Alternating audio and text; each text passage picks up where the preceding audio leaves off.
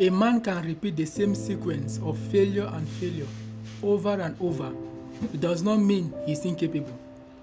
You can do something over and over and repeat the same sequence of failure.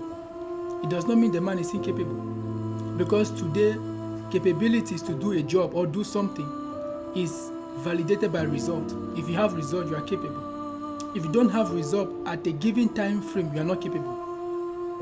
But if you read the book of Luke chapter 5, verse 1 to 8, Jesus took by the lake of Gennesaret and saw two ships.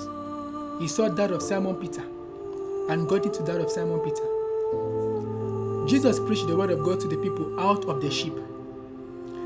Then Jesus told Simon Peter to cast his net into the water. Then he caught so much.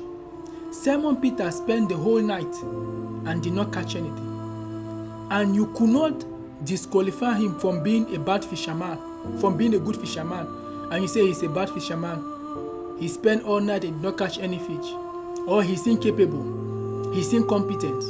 You want to use results at a given time frame to prove his competence. It's not always the case. Because some people might repeatedly do things and they fail. And they do it again and they fail. Over and over again, but the consistency in their failure does not prove their incompetence. It does not mean that they are incompetent. Some people just need to make way for Jesus. They need to make way for Jesus. Because Simon Peter, fisherman by profession, he did not catch any fish. When Jesus came, he made way for Jesus.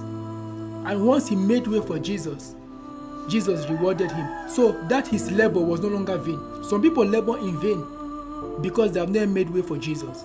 They will labor and labor over and over. It is vain. You think they are incompetent. No, they are competent.